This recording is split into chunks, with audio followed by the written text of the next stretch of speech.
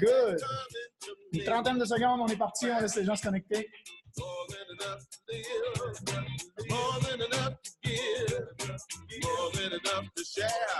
I feel like it's already here. More than enough to shout, more than enough to drive, more than enough to say, with plenty left over to give away. One day it's coming to me. Alors, qui est Xperia XZ2? And I believe. Coming to me now, and I'm not worried about how. Oh yeah, money is coming to me. Come on, come on, come on, come on. Ah, OK. I believe it. Just On avait Carole qui était là. I believe it's coming to me now, and I'm not worried about how. Oh yeah, money. Coming to me. Come on, come on, come on. Come on, come on, come on, come on. Come on, come on, come on. I believe it, and I receive it. Come on, come on, come on. Feel like it's already here. Good. Comment ça va tout le monde? Attendez, faut que j'arrête le... parce que ça va partir. Ah, voilà. Comment ça va, tout le monde? Hop. Ah. OK, c'est toi, Carole. Xperia XZ2. Je pensais que c'était l'autre. Je pensais que c'était Patrick, parce que Patrick, normalement, se connecte avec deux téléphones ou un ordinateur ou un téléphone. Ou, je pensais que c'était lui qui s'était connecté et qui avait changé de téléphone. Good. Ben, c'est parti pour notre réunion de cette semaine. Sébastien, c'est pas grave si on te voit. Il avait l'air surpris de se voir et il a fermé sa caméra. Vivi Z9944X. Ouais, c'est ça. Vivi Z9944X est ici. Hein? Puis après ça, il y avait plus long, il me semble, non? Z9944X, Z0. Ah bon, peu importe. C'est pas grave. Hey, comment ça va tout le monde? Comment s'est passée votre semaine? Qu'est-ce que vous avez fait cette semaine pour fêter la rentrée, pour fêter la reprise des activités où est-ce que vous décidez que c'est cette semaine la reprise ou si vous n'avez pas pris de vacances cet été et donc vous avez continué cet été. D'abord, bravo et félicitations à tout le monde qui est là. Dites-moi ça dans le chat si vous voulez me dire là, comment s'est passé cette semaine. Et pardon, je finis mon café. Il est quand même 7 heures du matin ici. Et Carole, il est 2 heures du matin. Bravo. Donc, écrivez-moi ça dans le chat. Donc, j'allais dire bravo d'être là parce que je sais que c'est la fête du travail. C'est un long week-end en ce moment. Donc, au Québec, on est congé aujourd'hui au Québec pour la fête du travail. Et comme j'ai dit à Patrick hier, ça m'a fait rire. C'est Patrick avait posté, c'est la dernière année qu'on fête la fête du travail. L'année prochaine, on fête le revenu résiduel, le revenu passif, le revenu qui rentre, qu'on travaille ou pas. Fait que, good. J'ai dit, ben c'est parfait, mais donc, ça veut dire que cette année, tu fais le sacrifice de pas fêter la fête du travail et de travailler sur ton entreprise, ce qui va faire en sorte de l'année prochaine pouvoir avoir ce revenu résiduel-là et les années suivantes. C'est ça, en fait. Quand on parle de faire des sacrifices sur le court terme pour viser le long terme, c'est de faire un trait là parce que n'importe qui, ouvrez un restaurant demain matin, là, vous n'en avez pas de vacances, vous n'avez pas de fête du travail, vous n'avez pas de... faut pas se raconter de conneries, faut pas se raconter n'importe quoi. Si vous voulez réussir, il faut être capable de prendre ça sérieusement. Prendre ça comme réellement quelque chose que vous voulez réussir, quelque chose que vous voulez amener jusqu'au succès. Et pour ça, c'est essentiel de mettre des efforts. Patrick, est-ce que tu veux dire un petit mot? Je reviens, j'ai 2 secondes. Je reviens, 2 petites secondes. Oui, j'ai parti mon micro. Donc, c'est tout le monde, Lucien. Ça, j'étais en train de te lire. C'est pour ça que j'ai été long à reprendre la conversation. La semaine passée, pas bon en trade, mais aujourd'hui, 247 pips. Il y en a qui font même pas ça par semaine, tu l'as fait à une journée. Fait que je suis sûr que tu avais perdu moins que ça la semaine passée en tout. Je suis sûr que tu vas me confirmer. Là. C'est vrai que la semaine passée, il y en a eu des difficiles. Les swipe trades, ils partaient pas du bon bord souvent. Mais il y a tout le temps moyen de voir avant. Oh. C'est ça, il y a moyen de voir puis de. Je suis en train de lire, Grady. Bon, c'est ça, il y a moyen de prendre son temps. Si on fait juste copier-coller, les yeux fermés, ça se peut qu'on échappe, surtout si on ne les prend pas à la seconde même. Là. Ça se peut qu'on ne soit pas du bon côté parce qu'il était trop tard, le range a déjà changé de bord. Mais là, c'est bon que j'ai vu un petit peu plus haut les commentaires, il y en a qui se concentraient sur eux-mêmes, sur faire les trades par eux-mêmes, ça c'est parfait. Puis, vas-y Matt, t'es revenu. Yes, non, mais tu as raison. En plus, je voulais enchaîner sur ce que tu disais. C'est que des fois, il vaut mieux être attentif au trade. Moi, surtout les sell limit, buy limit, des trades comme ça, quand c'est pas buy market, là, quand c'est pas au marché, je regarde plus attentivement. Si vous avez du temps, effectivement, c'est toujours si on a du temps, regardez-les. Mais après ça, il faut se détacher émotionnellement. Si vous rentrez dans le trade, après ça, il faut se détacher émotionnellement. Mais effectivement, quand c'est un sell limit, ça veut dire que c'est en train de monter et que ça va redescendre. OK? Donc, si vous avez du temps, bien sûr, regardez-le. S'il monte, puis qu'il ne redescend pas, il continue à monter, laissez-le monter. Puis si vous voyez qu'il frappe le stop-loss, forget it. Oubliez-le. Il s'est juste trompé. La semaine dernière, des fois, le marché ne réagit pas tout le temps. Il peut arriver une news, puis le marché ne réagit pas exactement comme c'était prévu. On ne fait pas beaucoup de trades de news dans ce qu'on fait. On fait beaucoup de trades d'analyse de graphiques. En fait, on analyse les courbes, puis on analyse les graphiques. Donc, c'est sûr que il y a des fois où le graphique ne réagit pas. Il faut simplement s'il y a une news qui arrive ou quelque chose qui arrive, ça ne porte pas dans le bon sens, ça ne porte pas dans le sens que c'était censé. Tu vois, les signaux que j'ai reçus, que j'ai commencé à vous envoyer dans le Telegram la semaine passée, la première journée, ça a été super bon. Puis après ça, tout le reste de la semaine, ça a été mauvais. Il y en a un qu'on a failli tomber sur. On a failli avoir le take profit. On était à 2 pips. On a failli avoir le take profit à 2 pips, c'est reviré de barre, puis on est allé chercher le stop loss. Si vous l'avez regardé, quand c'est reparti dans l'autre sens, vous avez pu fermer et encaisser les pips qu'on était, parce qu'il y avait une vingtaine de pips de gain déjà. On était à 18 pips, je pense, de gain ou quelque chose comme ça. Si vous ne l'avez pas fermé, c'est reparti dans l'autre sens, puis on est allé toucher le stop loss. Donc, après ça, ça dépend tout le temps de si vous avez le temps ou pas de les regarder. C'est pour ça que quand on fait ses propres trades, des fois, ça permet de les regarder maintenant. Quand on fait ses propres trades ou même quand on regarde les trades, il faut arriver à se détacher émotionnellement. Il faut arriver à se faire confiance à un moment donné. Puis laisser, c'est pas grave si on perd un peu puis si on recommence. J'étais dans un bar avec des amis vendredi soir passé et ils voulaient comprendre, en fait. Je leur expliquais. Moi, je travaille tout le temps. Donc, j'étais avec des amis et je m'en vais sur mon MetaTrader. Je me plug sur mon compte démo. OK? Donc, je suis sur mon compte démo sur MetaTrader. Donc, moi, il n'y a pas de problème. Je regarde, je pense que c'était l'euro USD. Je regarde, attends, je vais vous le dire. Je les ai, les trades. Hop. L'euro USD. Je regarde l'euro USD et on voit qu'on est en train de remonter un peu.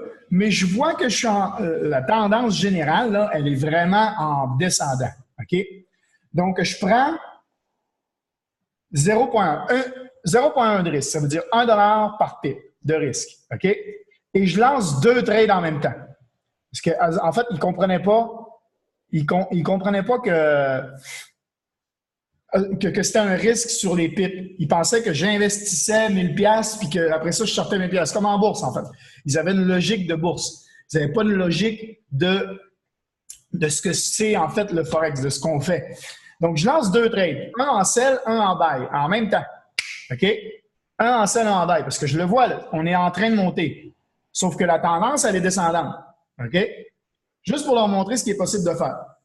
Eh bien, mon bail, je le ferme au bout de 5 minutes, j'avais gagné 3,14 $. OK? Sur mon bail. J'avais gagné 3,14 $ sur mon bail au bout de 5 minutes parce que je me suis dit, la tendance, elle est descendante. Donc là, je le ferme. Et là, j'étais avec eux autres. On était en live. Là. Je les ai lancés les deux. Je leur montrais en live qu'est-ce qui se passait. Là, je leur disais, regardez, il y en a un que je perds. Là. Le sel, là, je suis en train de perdre. Là. Mais regarde, le bail, je gagne. Le bail, je gagne. Le sel, je suis en train de perdre. Sur le même trade, il y en a un que j'ai dit que ça allait descendre, il y en a un que j'ai dit que ça allait monter. Donc, je leur expliquais. Je leur disais le risque que j'avais pris. Je leur expliquais le truc du risque. Je dis, bon, comme la tendance est descendante, on va fermer le trade qui était en montant tout de suite. Je vais avoir gagné 3,14 $. OK? Donc, boum. J'étais à 3 $ ou quelque chose comme ça. Je le ferme, 3,14 $, ça va encore monter. Boum. Je dis, celui descendant, je suis en train de perdre. Je perdais, pareil, à peu près 3-4 $, c'est la même chose, mais en descendant. Je le laisse aller. Je dis, la tendance est descendante, donc ça risque de repartir en descendant. Je fais mon téléphone dans mes poches, puis au bout de 5 autres minutes, je regarde, je relève mon téléphone, et pendant ce temps-là, on avait continué à discuter. Et je dis, bon, on va regarder maintenant le trade en sell, où il en est rendu.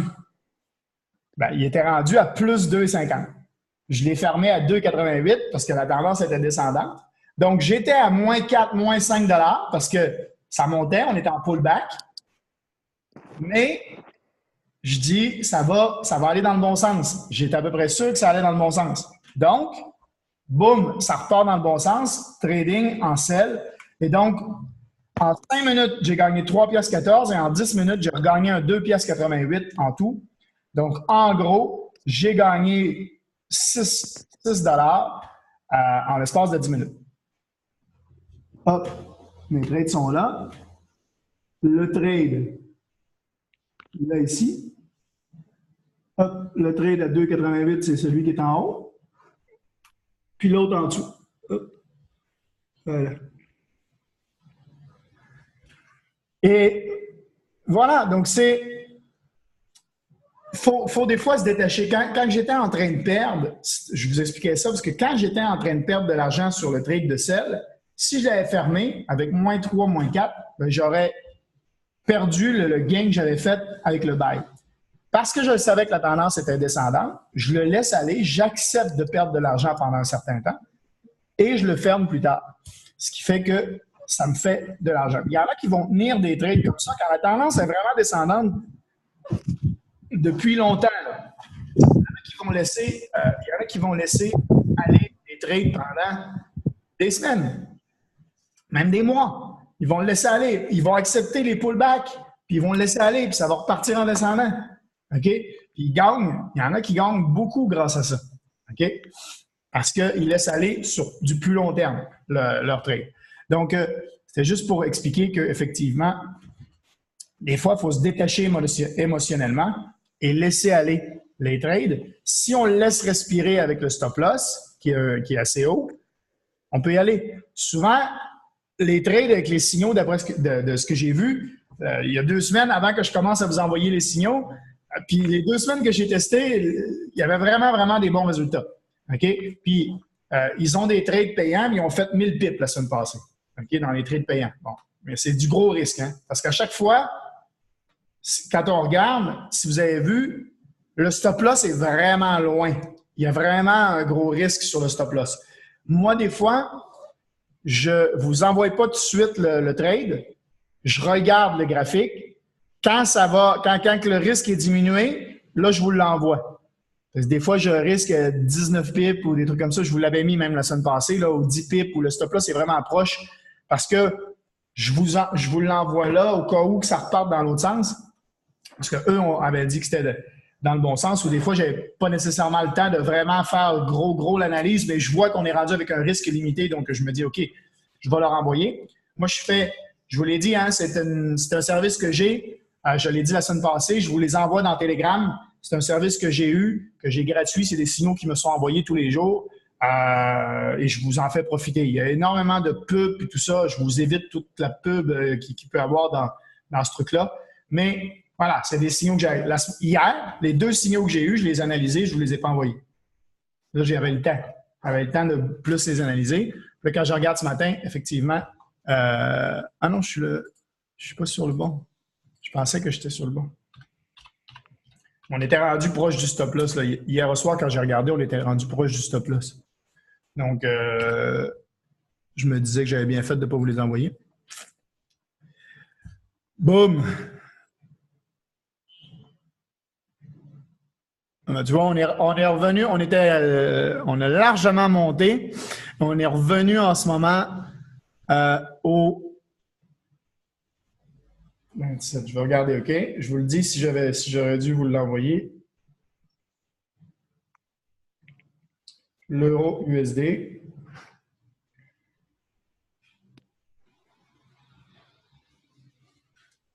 L'euro USD. L'entrée est à 16,14, on est à 16,09 et il est en sell. Vous voyez, il y a 5 pips de différence. Et le stop loss est à 16,61 et on est monté. Ça va, on est monté jusqu'à 16,28. 16,27, 16,28, ouais, à peu près. Donc, on n'est pas tombé sur le stop loss. Ils n'ont pas touché le stop loss. Donc, est-ce que si vous le voulez, on est en sell. Là, on est peut-être en sell. Là, peut-être que le signal va s'y rendre. Donc, dans Telegram, ceux-là qui ne sont pas dans Telegram encore, je vous l'envoie. Vous pouvez nous rejoindre dans Telegram, ceux-là qui ne le sont pas encore. Donc, je vous envoie le signal que j'ai eu. OK? Hop, hop, hop. Euro USD en sell.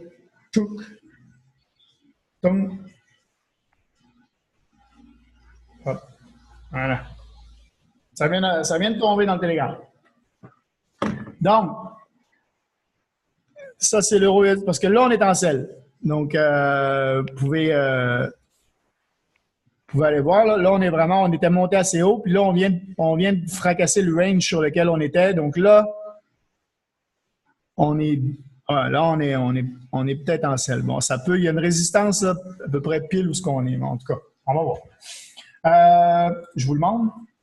C'est la soirée trading. Hein. Normalement, la soirée trading où ce qu'on fait de l'analyse des graphiques. Là.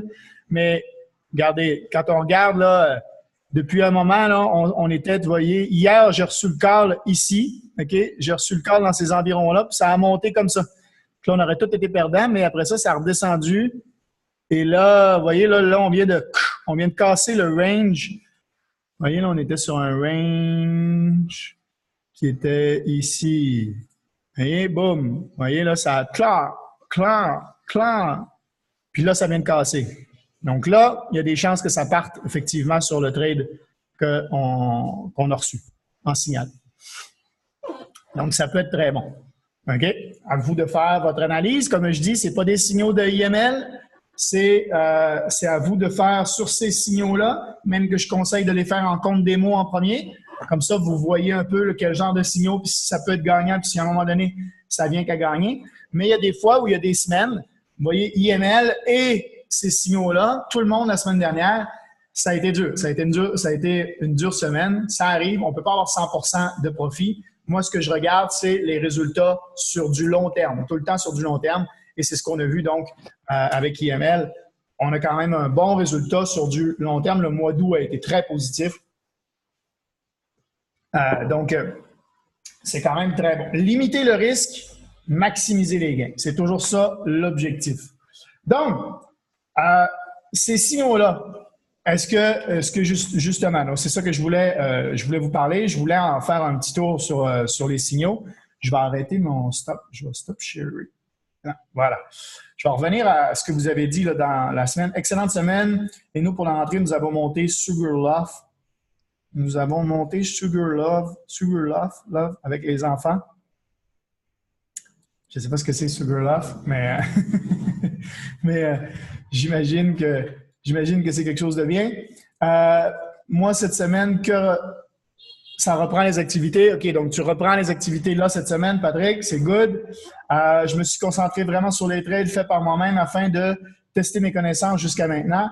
Good, Seb. Continue dans ce temps-là à faire les formations, à suivre AML Télé.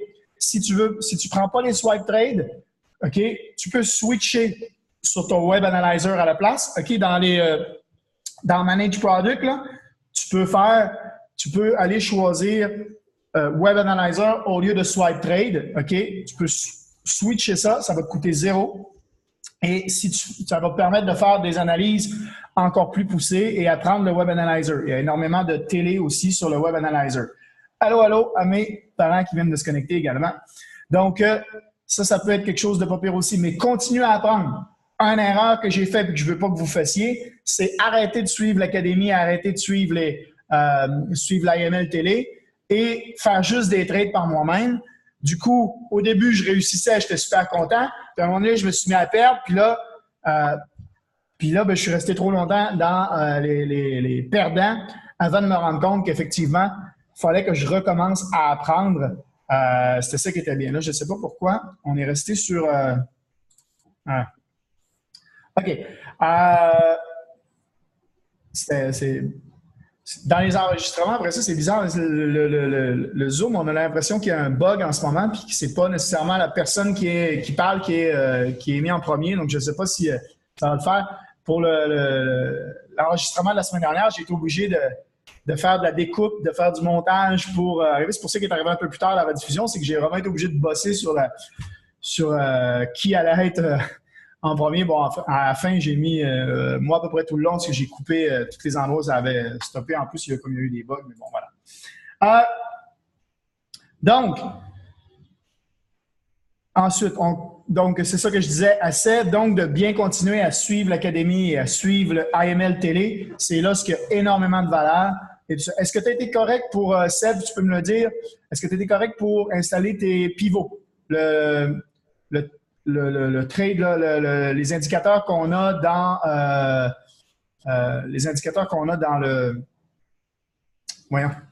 le IML Télé Recording. Voilà, je vais l'arriver. Si tu as été capable, dis-moi-le dans le chat, on va y revenir. Yes. Oui, c'est fait. MT4. Good. Parfait. Good. OK, super.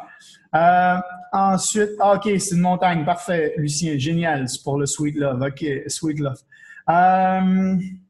On continue. Semaine passée, pas m'entrer, mais aujourd'hui, ouais, ça, Patrick en a parlé. C'est ça, Loïc, avec la job à temps plein, je ne peux jamais prendre mon temps et m'asseoir pour trader. Si tu es capable de prendre ton temps pour t'asseoir là en ce moment, les autres soirs dans la semaine, tu es sûrement capable aussi de passer 15-20 minutes puis de trader. OK? Ou de 15-20 minutes à suivre une formation ou deux formations sur un truc, sur l'IML Academy. OK? C'est une motivation. Te lever le plus tôt le matin, aller passer un petit 15 minutes plus tôt le matin sur le truc. Si tu veux vraiment, tu as la chance de pouvoir démarrer et apprendre un nouveau métier sans être obligé de lâcher ta job. Maintenant, il faut que tu t'organises dans ton temps. C'est tout le monde pareil. Là. Je dis à toi, parce que c'est toi qui fais le commentaire, ça, mais c'est tout le monde pareil. On a la chance si on ouvre un restaurant ou si on s'en retourne à l'université, il va falloir tomber sur un temps partiel au niveau de la job ou carrément lâcher sa job au complet pour aller à 100% sur notre nouveau métier, OK? Ou notre nouveau truc. On a la chance de pouvoir le faire à temps partiel. Maintenant, c'est sûr que ça prend une organisation. Il faut pouvoir s'organiser, il faut savoir classer ses priorités, il faut savoir dire, OK, moi, ça, c'est ma priorité. Moi, je veux apprendre ça. Au lieu de regarder 15 minutes la télé aujourd'hui, je vais regarder 15 minutes d'académie. Au lieu de regarder mon programme de téléroman d'une demi-heure ou XOXO ou je ne sais pas trop quoi, là, OK, laissez tomber toutes ces conneries-là, là, puis travaillez pour vous, OK? Travaillez pour votre business. Il faut savoir si c'est votre priorité ou pas. À un moment donné, il faut savoir classer ses priorités. Donc voilà. Il y en a qui passent des heures et des heures sur Facebook, où moi, je le vois des fois, je vois des gens qui m'ont dit pas avoir le temps de démarrer leur business. Puis maintenant, Facebook nous dit qui c'est qui est en train de jouer à des jeux parce qu'il veut qu'on s'inscrive aux jeux. Donc, Facebook nous dit qui c'est qui est en train de jouer à des jeux. Puis je le vois, les gens là, qui sont connectés puis qui jouent à des jeux. OK? Parce que moi, mon travail, c'est d'être sur Facebook puis d'aller chatter avec du monde. Fait que des fois, je le vois, là, qui c'est qui est connecté puis qui sont en train de jouer à des jeux. Eux autres n'ont pas le temps de créer leur business, mais ils ont le temps d'aller jouer à des jeux. Voilà. Il faut savoir classer ses priorités. Il y en a une. Il y a une personne, tu es en train de m'étouffer, je parle sans boire de l'eau. Il y a une personne qui m'a dit pas avoir le temps. OK? pas avoir le temps au moment où elle avait une job, OK? Elle me disait pas avoir énormément de temps. À un moment donné, elle perd sa job, là, elle vient me voir et elle me dit « Oh là là, Mathieu, j'ai perdu ma job, j'aurais tellement dû t'écouter avant, j'aurais tellement dû mettre du temps dans l'entreprise, comme ça, je serais pas mal pris. Là, je suis mal pris, j'ai plus de job, rien. » Je dis « Ben là, ta priorité maintenant, c'est de trouver une job, parce que là, tu n'as plus de revenus. Puis démarrer ta business, là, c'est pas demain matin que tu vas gagner de l'argent. Donc, là, ta priorité, c'est de manger. Trouve-toi une job. Ça va te permettre de développer ton entreprise. OK? Trouve une job, ça te permet de financer le temps où tu développes ton entreprise jusqu'à ce qu'à un moment donné, ça devienne. Ah, OK, good, parfait. Elle retrouve une job. Disparu. Elle retrouve une job. Ah, plus de temps. Ah, c'est bon. Elle a un salaire. C'est bon. Good. Plus le temps de développer son entreprise. Boum, je la vois, elle est rendue avec 2 jobs. Ben oui, parce que sa première, c'était plus assez de salaire. Donc là, elle est rendue avec 2 jobs. Donc là, elle me disait, ouais, j'avais pas assez de revenus. Tu sais, on se parle, je la suis. On se parle, ouais, pas assez de revenus, tout ça, machin, nan. Pourquoi tu ne développes pas ton entreprise pour te créer un autre revenu? Oui, ça va peut-être être plus long, mais tu sais, tes jobs, là, ça peut disparaître demain matin. Tu le sais, tu l'as vécu déjà. OK? Donc, là, ouais, mais là, tu comprends, là, j'ai pas assez d'argent. J'ai vraiment pas assez d'argent. J'ai besoin d'argent tout de suite. J'ai vraiment pas assez d'argent. OK, tu n'as vraiment pas assez d'argent.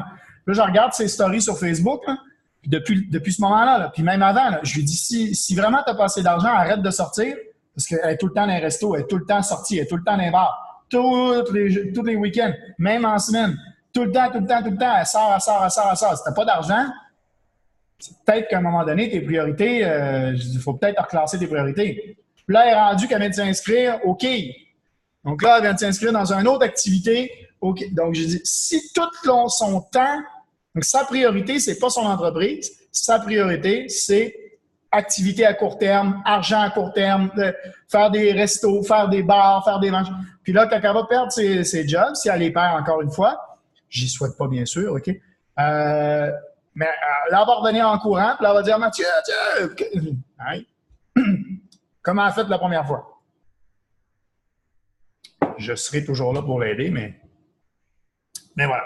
Mais vous voyez la mentalité court terme comparée à une mentalité long terme. C'est ça que je voulais...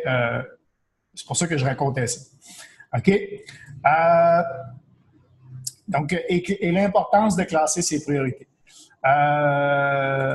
Moi, je n'étais pas du tout détaché. Beaucoup d'émotions, beaucoup de stress. Oui, effectivement, Carole, on en a beaucoup parlé. J'ai tradé beaucoup avec toi parce que toi, tu étais en journée. Donc ici, moi, en journée, j'ai moins de travail. Ça va changer. Là. Je vais vous annoncer quelque chose, mais ça va changer. Mais ouais, effectivement, beaucoup d'émotions, pas assez d'académie et de AML télé, et tu fermais tes trades avant. Tu fermais tes trades par toi-même, en fait. Donc, tu ne suivais pas les swipe trades. Et donc, les semaines où les swipe trades allaient très, très bien et gagnaient, toi, tu perdais parce que dès que ça perdait un peu, tu paniquais, tu changeais tes stop-loss, donc, tu changeais les données que les professionnels qui ont des années d'expérience t'avaient données. Donc, à un moment donné, il faut écouter les professionnels, il faut écouter ceux-là qui ont des résultats déjà. Ça peut arriver, comme je disais, les traders sont pas, c'est pas des magiciens, ils ont pas 100% de résultats. Mais en général, ils vont avoir plus de résultats et ça nous permet de découvrir, ça nous permet de travailler sur notre mentalité, ça nous permet de justement essayer d'enlever les émotions. Ça nous permet de pouvoir justement continuer à apprendre puis analyser par nous-mêmes. Ça veut dire que moi, quand je reçois un signal, je vous l'ai montré, là, le euro-USD, je reçois un signal, grâce à tous les signaux que j'ai, l'IML Academy, l'IML Télé, maintenant, je peux me connecter puis aller voir le graphique. Vous voyez, là, ça continue à descendre, l'euro-USD. Donc, ça me permet de pouvoir apprendre davantage et analyser moi-même les graphiques. À un moment donné, je vais pouvoir faire mes propres signaux, mes propres calls. J'en ai fait un la semaine passée qui m'a ramené 20 $. OK? Un signal à moi-même que j'ai fait m'a ramené 20 $ et je l'avais pris à 0.03. Ça veut dire que j'ai gagné une trentaine de pips. Ouais, exact. 30 pips. OK? c'est cool, OK? 30 pips parce que je fais mon propre signal. Donc, c'est cool, mais je l'ai laissé aller. Il a duré quand même une journée complète. OK? Je l'ai laissé aller pendant 24 heures. Je perdais au début.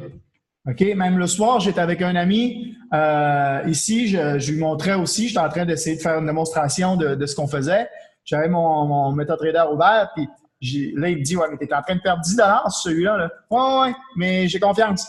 Mon analyse me dit que ça va repartir en haut. J'ai mis mon stop là, c'est assez, je le laisse respirer, c'est bon, ça va repartir dans le bon sens. Puis c'est reparti dans le bon sens. Puis le lendemain, je me suis rendu compte qu'il avait fermé avec mon take profit et 19,52 de profit. Vous l'avez vu tout à l'heure, mais c'est 19,52 de profit, il est là. Hop! Et c'est un trade fait en moi. C'est ça qui est quand même super cool, c'est quand on est capable de faire ses propres calls à un moment donné. Je dis pas que je suis rendu encore un pro puis que je vais commencer à vous envoyer mes propres signaux, là. Pas encore. OK, mais je continue à apprendre et vous aussi. Puis il y a peut-être dans vous qui allez être meilleur que moi puis vous allez peut-être pouvoir développer plus de compétences que moi encore. Lucien dit j'ai beaucoup tradé dans la crypto. Plus d'émotions maintenant. Je suis complètement détaché. Les pertes sont beaucoup moindres. Effectivement, dans la crypto, c'est très volatile. Crypto, très, très volatile. Donc, ça veut dire que ça bouge vite. Ça peut bouger très vite. Et donc, on va en parler de la crypto là, juste après. Ça peut bouger très vite, la crypto. Donc, des fois, effectivement, on va aller chercher beaucoup plus d'émotions sur la crypto. Parce que on perd tout de suite beaucoup ou on gagne tout de suite beaucoup. Donc, voilà. C'est pas mal là-dessus que je me concentre, les trades courts. Oui, ça, être scalper puis faire des trades courts, c'est très bien, Seb. Ça, c'est très, très bon. Faire des trades courts, scalper, comme on appelle, c'est parfait. Il y en a qui vont faire des swing trades sur du plus long terme. Il y en a qui vont faire du scalper sur du plus court terme. Ils vont aller chercher des 10 pips. OK? L'objectif, aller chercher un 10 pips là, 10 pips là, 10 pips là. Puis là, boum, là, 10, 10, 10, 10, 10. Ça fait qu'à un moment donné, on en fait plusieurs. Mais ça, il faut être patient, puis il faut être sûr de notre coup, puis boum, on frappe au bon moment. Donc, voilà, lentement mais sûrement, un pas à la fois, vers nos rêves, nos objectifs, effectivement. Lucien dit, c'est ce que je fais aussi du scalping. Good! Parfait. Donc, voilà, donc à un moment donné, il faut savoir écouter aussi ceux-là qui ont déjà de l'expérience, qui ont déjà qui ont déjà réussi, qui réussissent déjà à en vivre, OK? Puis c'est quand on commence à écouter ces gens-là que je vous en parlais la semaine dernière. La première étape du succès, OK? C'est qui écoutes-tu? Est-ce que tu écoutes les gens qui n'ont pas de résultats, qui te disent que c'est pas vrai, que ça ne marchera jamais, puis que nanana, OK? Ou est-ce que tu écoutes les gens qui arrivent à en vivre déjà? Donc, qui peuvent t'apprendre comment arriver à en vivre, OK? Parce qu'eux autres, ils l'ont fait. Donc, tu as ceux qui ont peur, puis ceux qui disent que ça ne marchera jamais, puis ceux qui ça marche, puis qui sont prêts à te le montrer. OK? Comment ça marche. Donc, qui écoutes-tu? OK? Puis ceux qui sont des traders, puis tout, puis qui sont dans AML, puis qui sont des professionnels, ils nous le disent en plus. La mentalité, c'est super important. Qu'est-ce qui se passe entre vos deux oreilles? Je disais d'être détaché tout à l'heure. La mentalité, c'est hyper important pour votre réussite. Donc, à un moment donné, si eux, ils me disent « fais ça », je fais ça. OK? Eux, ils me disent « génial, tu as une équipe de 30 personnes, fais des masterminds. » Boum, je le fais. Je suis là, puis j'anime. Je me lève à 6 heures du matin pour être là à 7 heures du matin avec vous, puis pouvoir faire un mastermind. Parce que j'ai une équipe de 30 personnes, boum, boum. OK? Puis dans les 30 personnes, il n'y en aura pas 30 qui vont se connecter sur le mastermind. C'est pas grave. OK? Mais ceux-là qui se connectent, eux, ils vont pouvoir monter. Puis avant que j'aille 30 personnes, qu'est-ce qu'ils me disaient? Sois là tout le temps. À toutes les masterminds, sois là. Parce que ça travaille ta mentalité, tu peux apprendre beaucoup. C'est comme ça que tu vas progresser. Donc, ceux-là qui sont là, ceux-là qui, s'il y en a qui regardent les rediffusions, voilà, c'est tout le temps, c'est être constant. C'est aller dans la réussite. C'est ça que les pros qui réussissent me disent de faire, nous disent de faire. Moi, c'est ce que je fais. En ce moment, moi, qu'est-ce que je fais? Je suis là dans toutes les masterminds de leadership. On a des masterminds là, avec d'autres, avec des plus hauts, avec des Chairman 500. Je suis là tout le temps. Je suis là tout le temps dans le Seven Figure Call Mentorship, le call du dimanche soir, 22h au Québec. Tout le temps. J'en manque pas un. Hier, là, je me suis levé à 5 h du matin parce que j'étais de l'autre côté de la Thaïlande puis je m'en revenais chez nous. Je me suis levé à 5 h du matin. À 6 h moins 10 à peu près, j'étais dans le minivan.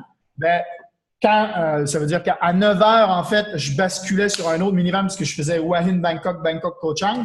Donc, j'ai passé de 6 h du matin à peu près 4h30 de l'après-midi dans les minivans.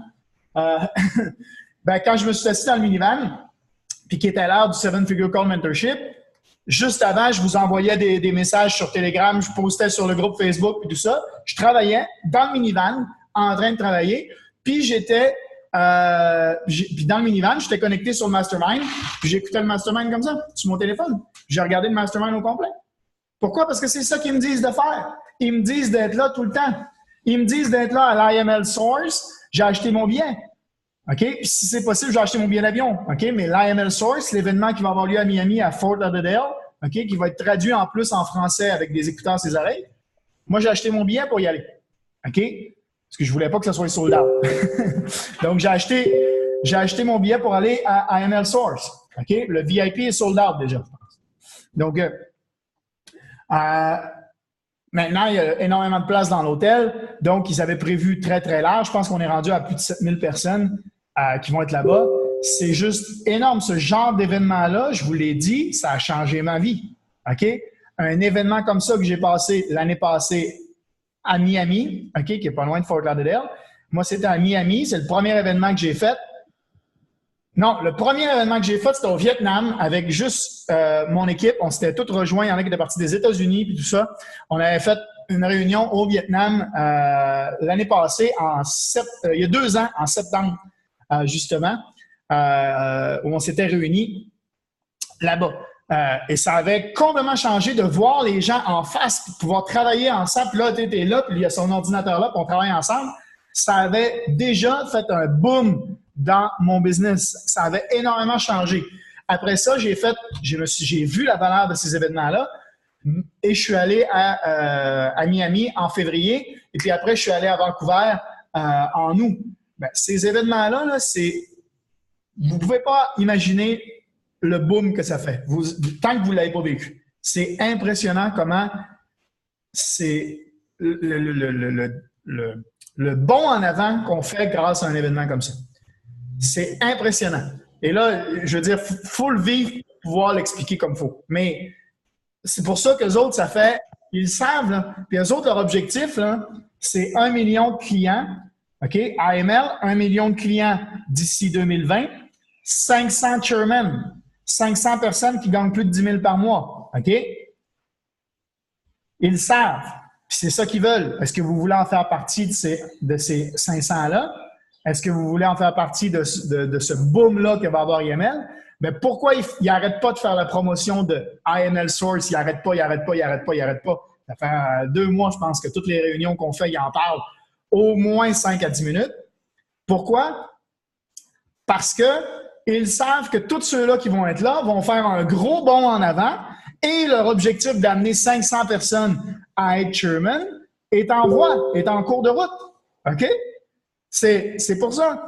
OK? Ils veulent que tout le monde participe à ce genre d'événement-là parce que c'est ça qui fait avancer le business. C'est des événements comme ça qui font faire des bonds en avant incroyables puis qui vous font... Puis, Patrick, je sais, tu es en contact avec Jay-Z aussi. Il y avait un événement à Toronto. Toutes les lives qu'on a vues, toutes les photos qu'on a vues pendant leur événement qui était un week-end, puis eux autres, ils étaient 300 personnes, pas 7000.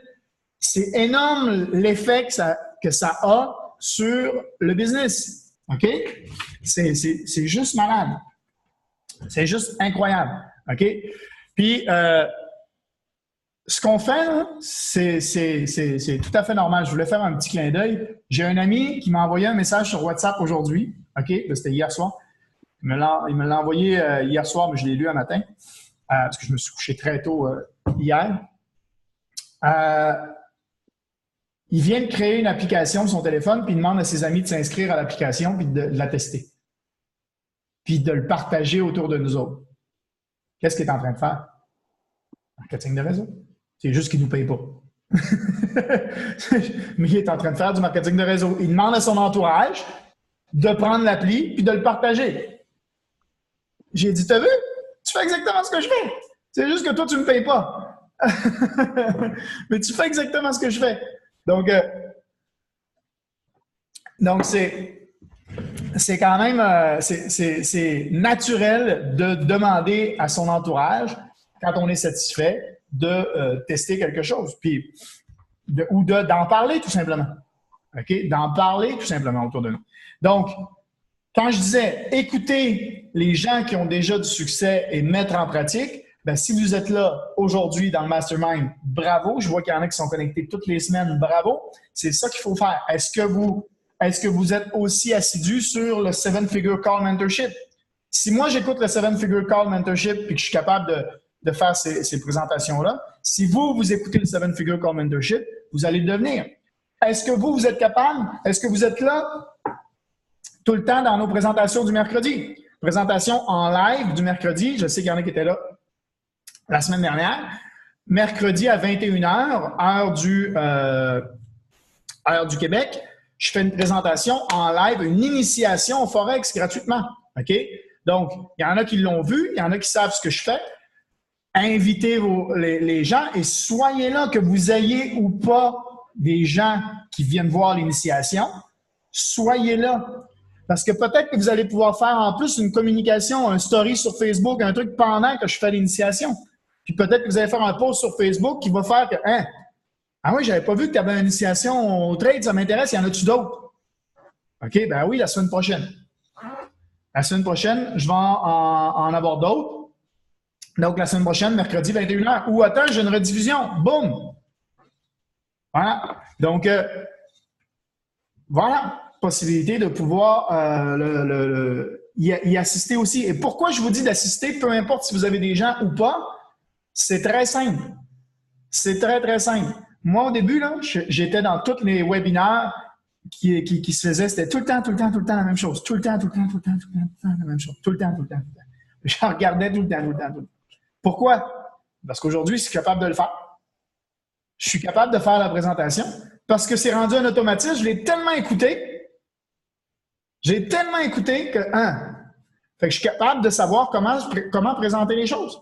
Parce que je le sais comment. Puis même si là, je ne présente pas le même produit que j'écoutais tout le temps au début, je vois comment ça se présente un produit. J'ai compris la logique derrière. Puis je vois comment on en parle. Puis là, je suis capable de faire les présentations. Si vous voulez faire un jour, être capable d'en parler aussi facilement que j'en parle, soyez là aux présentations. Regardez, prenez des notes. Ah, il a dit ça. Tiens, bam, OK. Montrez l'exemple. Si vous êtes là et que vous prenez des notes et que vous faites ça sérieusement, vous n'êtes pas en train de faire une autre affaire ou la télé ouverte puis avec le truc à côté ou machin, si vous faites ça sérieusement, vous allez vous diriger, vous aussi, vers la réussite. Parce qu'à un moment donné, vous n'aurez plus besoin de dire aux gens, envoyer une vidéo. Vous n'aurez plus besoin de dire aux gens, hey, je t'envoie une vidéo. Ils vont dire, OK, est-ce que tu es libre mercredi soir 21h ou est-ce que tu es libre mardi soir 21h, je te fais une présentation en live. Boum! Puis c'est vous qui allez la faire, la présentation, si vous voulez le faire. Donc là, vous ne serez plus obligé de m'utiliser moi. Vous allez pouvoir être responsable dans votre entreprise à vous.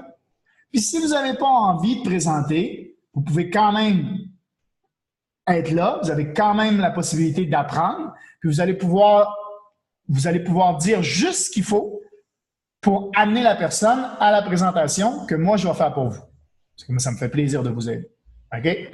Vous allez pouvoir inviter, vous allez dire juste ce qu'il faut, la petite présentation qu'il faut. Je fais du marketing pour une plateforme de formation en ligne qui m'apprend à faire du trading moi-même parce que je l'utilise moi-même. Si ça te dit, on fait une initiation gratuite au Forex, c'est sans engagement, c'est une initiation gratuite, ça se passe mercredi 21h. Est-ce que tu es disponible? Non? Just too bad. La semaine prochaine peut-être. Mets ça dans ton agenda, mercredi prochain, 21h. Boum. OK? Comme ça, tu fais un suivi avec la personne. Hey, tu n'as pas oublié, mercredi 21h, on fait l'initiation gratuite. Je veux juste être sûr que c'est bien dans ton agenda. OK? Donc, tu vas voir, c'est vraiment cool. Puis moi, je prends ça au sérieux. Je te l'ai dit, je fais du marketing pour cette plateforme-là. Donc, je prends ça au sérieux. Donc, c'est normal de faire un suivi avec les gens. Soyez pas mal à l'aise de faire des suivis avec les gens. C'est normal. Montre-leur. Je prends ça au sérieux. Je veux vraiment être là pour t'aider. Je veux être là pour répondre à tes questions. Donc, voilà. C'est normal de faire des suivis. Soyez pas mal à l'aise. OK? Donc, voilà. Donc, après, qu'est-ce qu'ils nous apprennent aussi? Qu'est-ce qu'ils nous apprennent les gros leaders? Qu'est-ce qu'ils nous disent? Seven-figure call mentorship. Utilisez l'IML télé. Le Night Hall de Christopher Terry aussi, qui nous apprend beaucoup de choses, OK, sur la soirée des couches-tard de Christopher Terry. Il y a des rediffusions si vous ne pouvez pas. Ceux-là qui sont en Europe, je sais que c'est tard dans la nuit. Vous pouvez quand même regarder les rediffusions. La IML télé, pareil, vous pouvez regarder les rediffusions. Puis on est rendu avec 4 coachs sur la IML télé en français. OK? Donc, c'est quand même, il y a plusieurs heures disponibles maintenant dans la journée qui sont possibles. Oh, on a perdu mes parents. Ils nous disent de lire des livres. OK? Alex Morton le disait hier. Alex Morton qui gagne assez dans sa vie, OK? Il a déjà réussi, là, OK? C'est lui qui est invité à être un speaker à l'événement à Las Vegas de GoPro de Eric Worre, qui est quand même un des, si c'est pas le plus gros événement mondial sur le marketing de réseau. OK? C'est notre vice-président, qui est un de nos vice-présidents qui est invité à venir à être un conférencier à cet événement-là. OK? Il va être à côté de best-seller, leader incontesté comme John Maxwell qui fait des conférences. Cherchez John Maxwell sur YouTube. Là. Vous avez plein de vidéos de lui où il apprend justement à développer son leadership, comment développer son côté leader. OK? Plein de conférences. John Maxwell, il a écrit des livres, c'est un best-seller, c'est des best-sellers. Donc, il est vraiment, lui, il va être aux côtés, Alex Morton va être là. Magic Johnson, qui est un joueur de basket qui a réussi, comme je vous l'ai dit, à être sportif, ça ressemble beaucoup à ce qu'on fait. Il va être là, il va être conférencier. Pourquoi? Parce que la mentalité change énormément de choses. Donc, lire des livres ou écouter des audios, super important. Puis, Alex Morton le disait hier, les seules choses qu'il regarde à la télé, c'est son sport, le football. Je pense qu'il aime les Cowboys de Dallas, si j'ai bien compris. En tout cas, il regarde le football. Il dit, c'est la seule chose que je regarde à la télé quand je peux. Parce que lui, il voyage énormément pour faire des conférences un peu partout et des présentations d'IML. Mais il dit sinon, j'écoute des audios ou je lis des livres. Tout le temps. J'écoute des audios, je lis des livres. Tout le temps. Qu'est-ce que je fais? OK, j'écoute des audios, je lis des livres. Eh oui. Pourquoi? Parce que je sais que c'est comme ça que je vais apprendre. C'est comme ça que je vais travailler ce qui se passe entre les deux oreilles. Et à un moment donné, il faut accepter, et ça, c'est la deuxième clé du succès, il faut accepter de ne pas penser qu'on a déjà tout compris.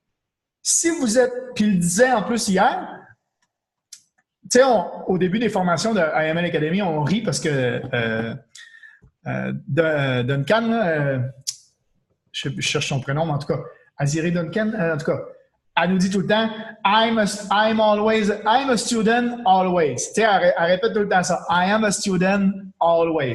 Tu sais, c'est tout le temps la même petite minute ou 1 minute et demie là, d'entrée.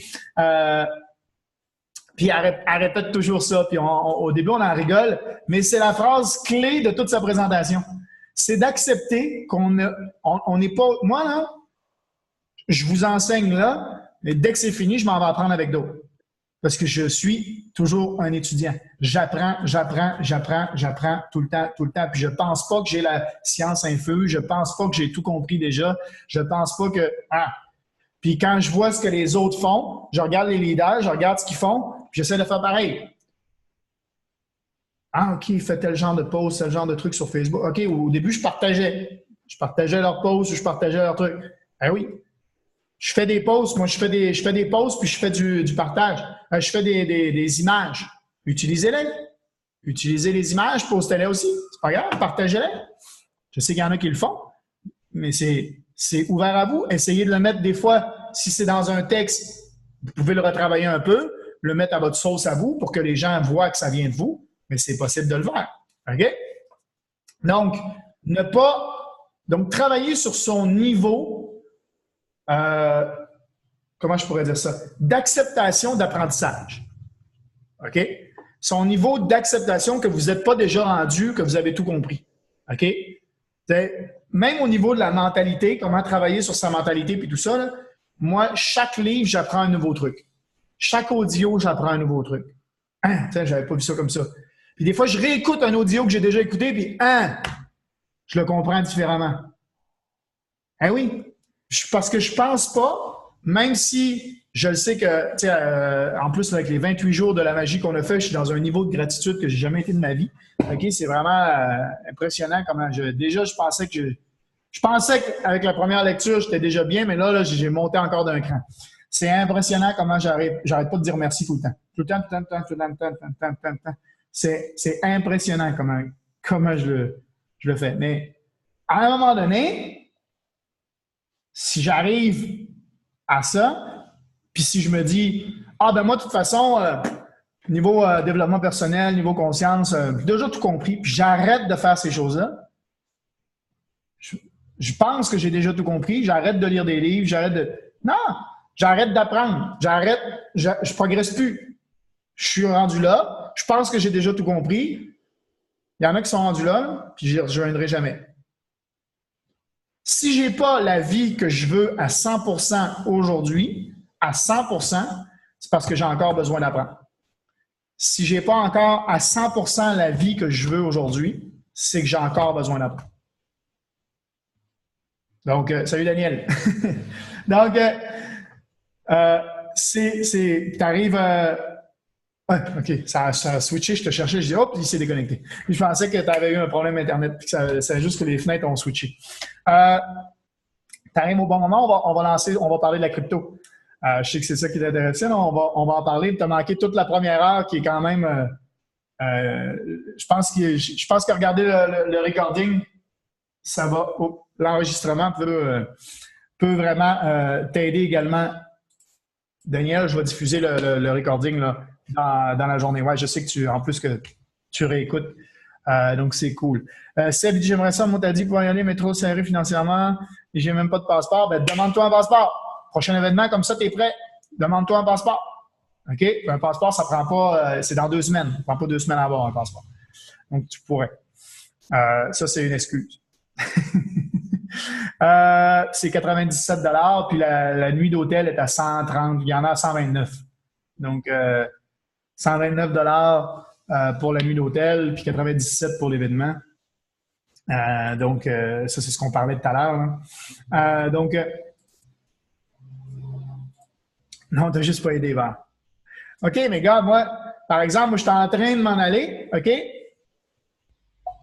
Je suis en train de vouloir déménager à Krabi, OK? Fait que j'ai commencé à vendre des choses. Puis il y a des choses que je vends et que je dis, je vais en avoir encore besoin jusqu'à ce que je parte. Fait que je demande à l'acheteur de me donner un délai. Puis il y en a que je me rends compte qu'en fait, j'en ai pas vraiment besoin, en fait. Je dis, non, tu peux partir maintenant. Puis là, je suis en train de me faire de l'argent avec des choses que j'avais chez moi, puis qu'en fait, finalement, je n'utilisais plus. Je me suis rendu compte qu'il y avait plein d'affaires chez moi qu'en fait, non, c'était pas si essentiel que ça. En fait, je m'en sers pas. Ou, tu sais, la fois que je vais m'en servir, ça vaut pas. Donc, ma priorité, c'est vraiment de pouvoir réussir. Hein? OK. Good. Je comprends, Seb. Il y a des moments comme ça, je comprends. OK? J'en ai vécu aussi, puis j'en vis encore. OK? Ça, c'est dû à mes choix personnels, à moi des années passées. Okay? C'est moi qui ai fait des erreurs, puis qui ai fait des choix dans ma vie qui ont mené à la situation que j'ai aujourd'hui. Puis moi aussi, des fois, je suis par la peau des fesses. Okay? Puis sinon, je me paierais mon billet d'avion tout de suite, même si c'est 2000 $, puis j'irais. Okay? Moi, c'est 2000 $, le billet d'avion pour venir d'ici à l'événement, ça, aller au Québec, puis après ça, revenir ici. C'est 2000 $. Si je pouvais, je le ferais. OK? Si j'avais pas fait les erreurs du passé qui m'ont amené aujourd'hui, mais qu'est-ce que je peux faire aujourd'hui pour le show? Donc, peut-être qu'il me reste 2 semaines, peut-être que je vais avoir... peut-être que ça va bien tomber, puis que je vais pouvoir y aller. OK? Que je vais pouvoir y aller. Je dis pas que j'y serai pas, je dis que mon billet est acheté, puis que mon objectif est d'y aller. OK?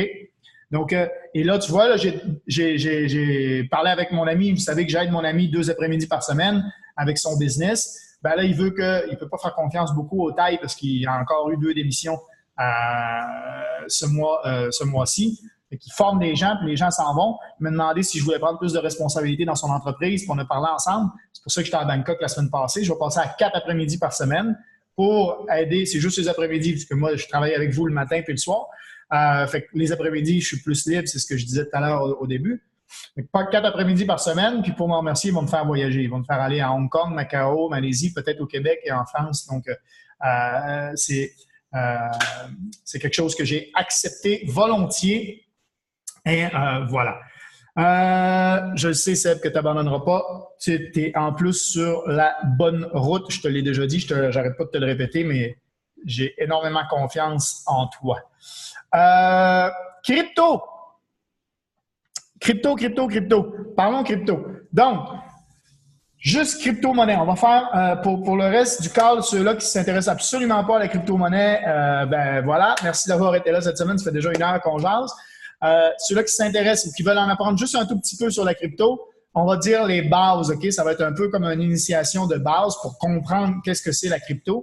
OK? Donc, voilà. Donc, on va continuer là-dessus. Cette semaine, je pense qu'on va avoir pour 15-20 minutes là, sur la crypto. Ceux-là qui veulent avoir les bases, voilà.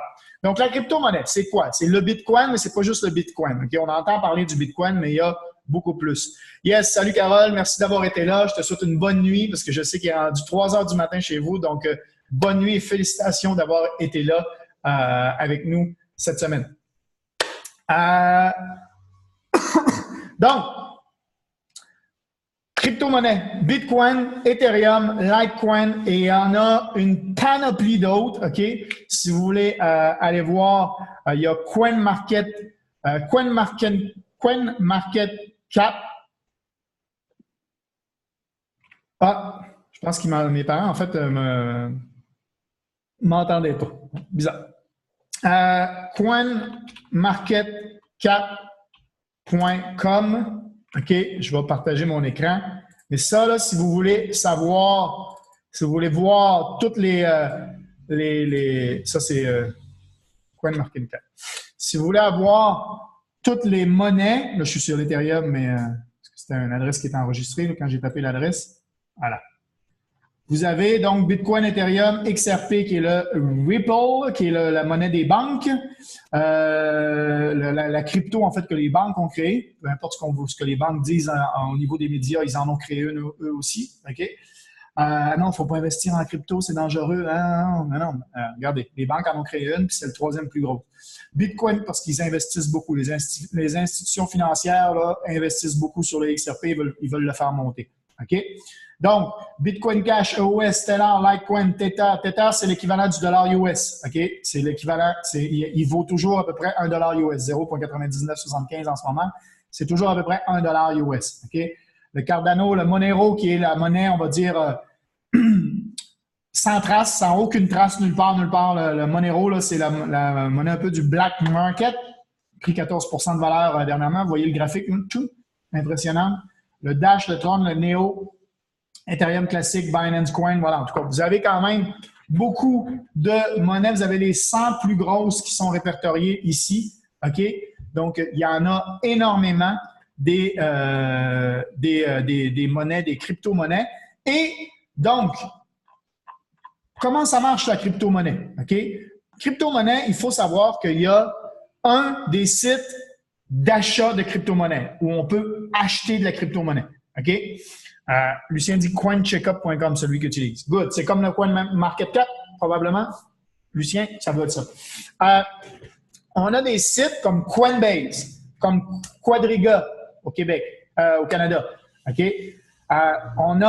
C'est des sites, OK, qui nous permettent d'acheter de la crypto-monnaie. OK?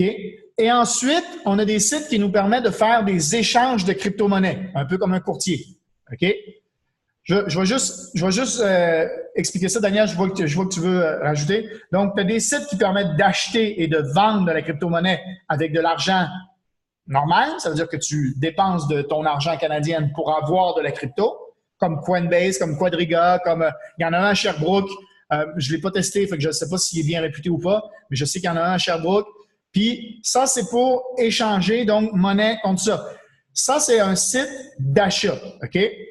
Ensuite, tu as des sites d'échange. Ça veut dire que eux, tu peux pas acheter de la crypto avec de l'argent, tu peux juste en acheter avec si tu as déjà de la crypto. OK? Donc, c'est des sites, c'est des exchanges et tu vas échanger d'une crypto à l'autre. Donc, ça te permet de trader. OK? Mais d'une crypto à l'autre et non pas avec de l'argent physique. OK? Donc, ça, c'est les deux trucs principaux. OK? Maintenant, quand tu as accumulé beaucoup de crypto, tu as ce qu'on appelle des portefeuilles où là, tu peux stocker ta crypto à quelque part qui est en dehors des sites. Ça veut dire que si le site ferme demain matin, toi, tu as sorti de ces sites-là, tu as ta crypto chez toi. Et ça, c'est des portefeuilles qui sont sur ton ordinateur. Ça, c'est complètement différent. C'est un portefeuille que tu as, c'est comme Exodus, qui est un portefeuille que tu as sur ton ordinateur ou sur une clé USB, qui est comme le Trésor. Ou le Trésor, c'est moins poussé que l'autre.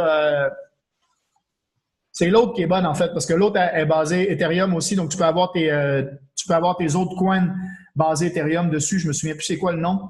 Je suis sûr que je l'ai quelque part, mais c'est crypto. Ou c'est Trésor, justement, qui fait ça. En tout cas, je ne sais plus, là. Lucien dit Nano Ledger. Yes, exactement. Donc, tu as Nano Ledger, tu as Trésor, tu en as d'autres, en fait. Donc, à voir effectivement laquelle, mais je le sais que il y en a une qui est mieux réputée que l'autre. Pourquoi? Pour la simple et bonne raison que tu peux mettre plus de coins différents dessus. Une, il va falloir que tu transfères, mettons, en Bitcoin pour transférer sur ta Trezor. Tu vas garder sur ta Trezor en Bitcoin. Je ne sais pas si c'est Trezor là, qui fait juste du Bitcoin, mais voilà. En tout cas, c'est ça qu'il faut juste comprendre. C'est que les autres, tu peux garder, en fait, ton même coin, en fait. Tu n'es pas obligé de rechanger. Donc, ça, c'est un portefeuille à toi, sur toi. Donc, après ça, tu as des exchanges. Les exchanges, puis les sites d'achat, c'est un peu comme en Forex, les courtiers. Tu ne laisses pas ton argent indéfiniment chez un courtier. Si le courtier s'en va, il part avec ton argent. Donc, il te faut un portefeuille chez vous, sur ton ordinateur ou sur une clé USB, comme ta banque, en fait. Sauf que tu n'utilises pas une banque. Tu utilises un portefeuille dans ton ordinateur ou sur une clé USB. Et ça, c'est ta banque. C'est ta banque de crypto.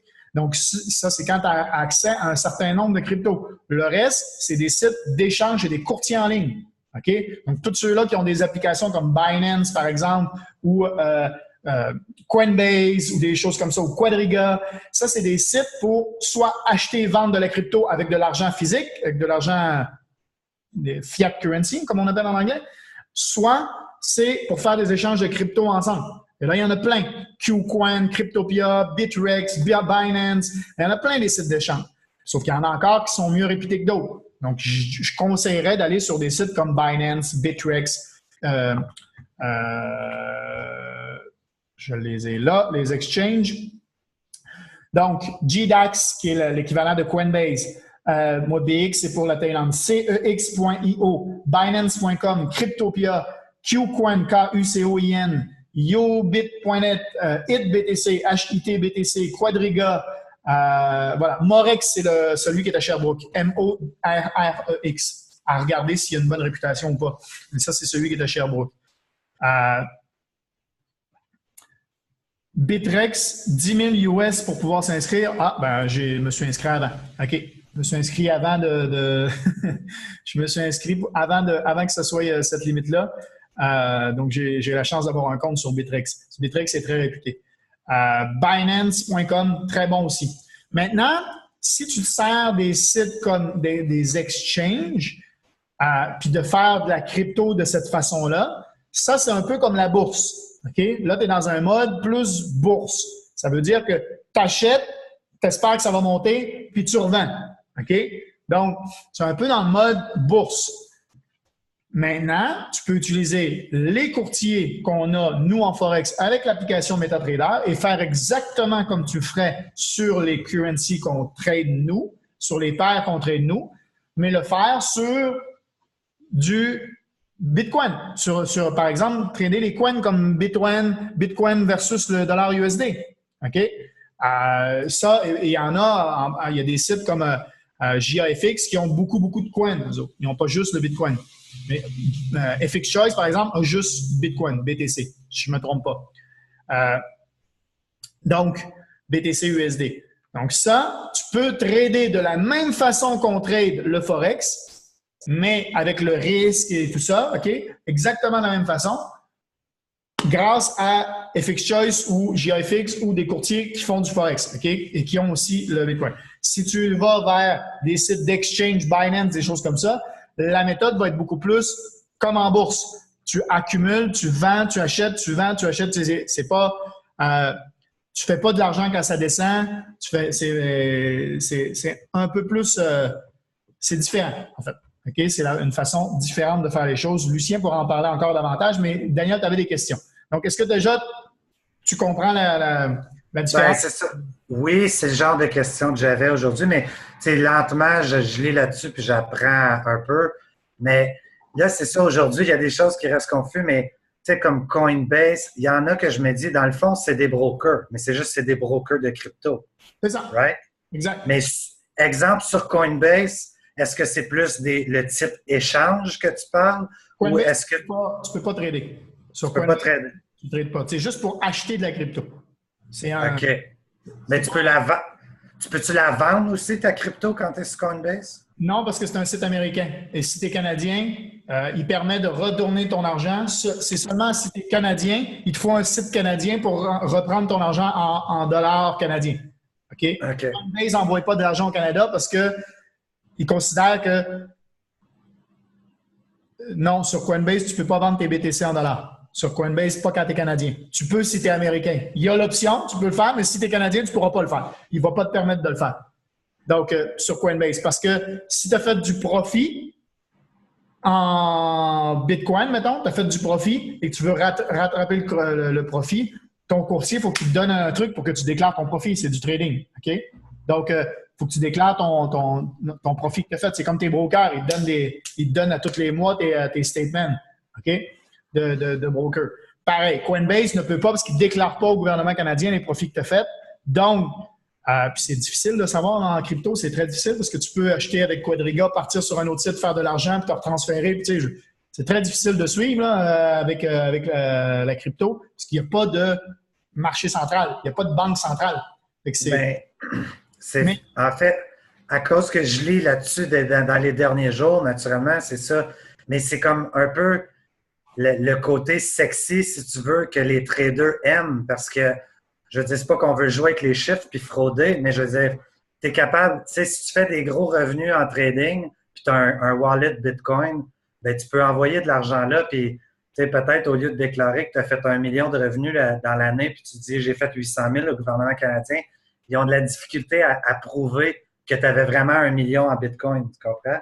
Fait qu'il y a un côté que les gens aiment parce que les gouvernements sont moins capables d'avoir le nez dans nos portefeuilles. Fait que je comprends l'attrait de ça. Je dis pas que c'est ce que je veux faire, mais je veux dire, je comprends l'attrait. Mais en fait, moi, où ça c'est un peu aussi pour faire réfléchir l'équipe aussi sur le Forex. Là. Surtout, moi, comme j'avais dit, ça n'a pas changé mes intentions. J'ai pas envie de trader du crypto trop vite. Je veux pratiquer le Forex. Mais depuis que j'ai fermé mon compte chez IC Market, puis que là, je suis en train de shopper mon prochain compte de Broker Live, ben là, je réfléchis parce que même si c'était à petite échelle, j'ai eu des petits troubles avec le retrait des derniers sous que j'avais dans mon compte d'IC Market. Puis quand je lis les critiques de brokers, c'est souvent ce qui revient, surtout les Américains, mais les gens qui déposent avec des cartes de crédit, quand ils essaient de retirer, ils sont capables de retirer une partie, mais quand ils veulent retirer plus, là, ça complique les choses. Les bonus que les brokers donnent compliquent aussi les transactions.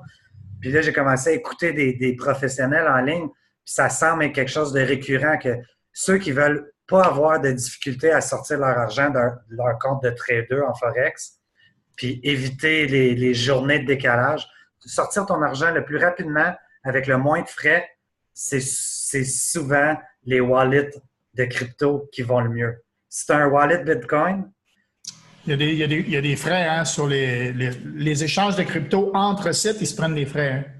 Ouais, mais il y a certains brokers que si tu regardes, là, moi, si j'ai regardé, les frais, comme il va y avoir des frais quand tu fais un withdrawal avec une carte de crédit, avec un wire transfer, puis avec le Bitcoin, il va avoir 0 frais.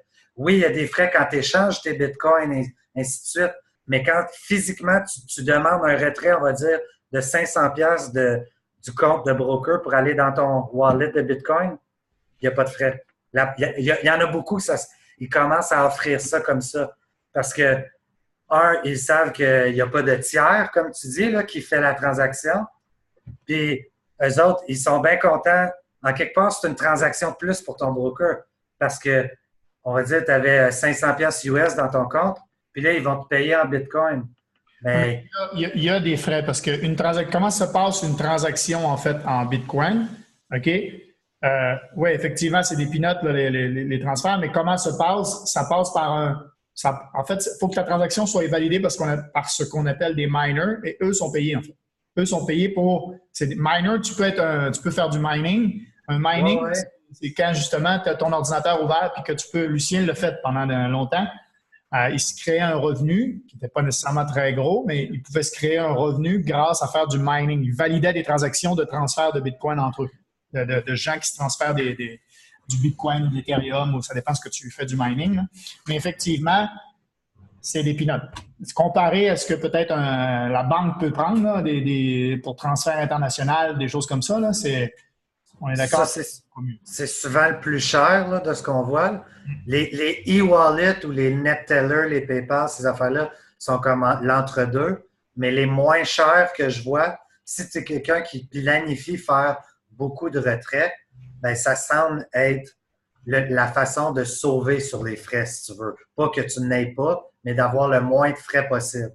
Fait que ça m'a mis à réfléchir. Je me suis dit, ben c'est quoi, pour mon prochain broker, je vais peut-être tester toutes ces petites choses-là. Donc, me partir un petit wallet Bitcoin, peut-être acheter 400-500$ en Bitcoin. Puis mon premier dépôt que je vais faire chez mon prochain broker, ça va être en Bitcoin. Ça ne veut pas dire que l'account currency, je vais le prendre en Bitcoin. Ça va être peut-être en USD. Mais je vais faire un dépôt avec mes Bitcoins. Comme ça, quand ça va être le temps de faire un retrait, la transaction devrait être simple à faire, rapide. Puis, il n'y a pas de limite après. Tu as moins de gossage par tes brokers sur ah, ben là, tu veux retirer 2000, tu as déposé 200. Mais si tu viens de faire un dépôt de 200 avec une carte de crédit, puis tu essaies de retirer 2000, ils vont t'envoyer 200. Puis là, ils vont dire pour l'autre 1800, envoie-nous tes coordonnées bancaires ou donne-nous un autre moyen. Fait que moi, j'essaie d'éviter cette étape-là d'avance. Je me dis, je vais l'essayer d'une autre façon. Je vais tout de suite y aller de cette méthode-là, puis on verra ce que ça va donner. Là, tu sais. Je comprends tout à fait, puis c'est effectivement une bonne façon de faire. Si tu peux le faire, effectivement, fais-le. Moi, parce que je suis en Thaïlande, OK, je ne peux pas le faire. OK? Pour la simple et bonne raison que je ne peux pas me créer un compte sur Quadriga et que c'est la seule façon de me retransférer mon argent dans mon compte en banque. Fait que tout ce que j'ai investi en crypto, je ne peux pas le récupérer en dollars canadiens pour l'instant, jusqu'à temps que je m'en aille au Canada. OK? Quand je vais être au Canada, je vais pouvoir m'ouvrir un compte sur Quadriga parce que Quadriga est encore sur, même si c'est un truc de crypto, ils sont encore sur l'ancien. Ils n'ont pas évolué. Un Canadien, il faut qu'il soit au Canada. Il n'a pas le droit de voyager dans le monde, c'est interdit. Le système n'est pas fait pour ça. OK? C'est comme quand je me suis blessé. Tu n'as pas le droit de voyager, même si tu payes tes impôts au Canada, tu n'as pas le droit d'être ailleurs qu'au Canada, sinon tu perds ta petite carte soleil, tu perds tes assurances, tu perds tout. OK? Tu n'as pas le droit de voyager dans le système. Il faut que tu vives dans la prison qu'on te dit, ton pays, c'est ça, il faut que tu vives là. Quadriga sont encore dans ce système-là. Si tu es ailleurs, pour te créer un compte sur Quadriga, il te faut un téléphone au Canada. Si tu n'as pas de téléphone au Canada, tu ne peux pas te valider ton compte. Fait que moi, mon numéro, c'est plus 66, nanana. Tu ne peux pas le faire. Sur leur site, il est plus 1. C'est tout. Tu ne peux pas valider avec un plus 66. C'est plus 1, il faut que tu sois au Canada. Puis, ils n'ont aucun support à la clientèle. Il n'y a aucune façon sur Quadriga. Tu ne peux pas les contacter. Tu disais, impossible. J'ai essayé, là. J'ai essayé de faire en envoyant des emails, ils ne répondent pas. J'ai essayé d'écrire sur leur Facebook, la page Facebook, ils ne répondent pas. Ils ont zéro service à la clientèle. C'est vraiment mauvais. Mais c'est la seule compagnie au Canada pour remettre de l'argent dans ton compte en banque. Donc, après ça, il faut que tu ailles dans il y a des guichets maintenant. Là. Toi, en plus, tu es dans le coin de Québec ou Montréal? Québec. Non, moi, je suis Montréal. Montréal, OK. Tu es dans le coin de Montréal, tu as des guichets Bitcoin partout à Montréal. Donc, tu peux aller dans un guichet. je peux aller cacher mes bitcoins. Directement dans un distributeur comme tu fais avec ta banque. Là. C'est ça. Il y en a plein dans Montréal. Là. Tu sais, ça porte à réflexion à plein de choses, naturellement. Tu sais, là, je lis encore le commentaire de Lucien Dubois, puis en passant, bonjour Lucien, parce que j'apprécie tout le petit feedback qu'il a donné aujourd'hui en répondant. J'ai même pas fini de lire. Mais c'est que dans le fond, non, mais tu vois, très, très performant là-dessus. son commentaire, j'ai eu la réflexion aujourd'hui. Il dit oui, mais le Bitcoin fait une drop, ton compte va dropper. C'est vrai. Puis c'est sûr que les cryptos, surtout comme le Bitcoin qui vaut beaucoup, un petit drop de Bitcoin, ça dépend, ça peut, tu sais, ça descend de 50-100 piastres de valeur par Bitcoin en dedans de quelques minutes des fois. Oui, en dedans de quelques minutes, on est parti de 1 000 à 6 000, à 5 000 même.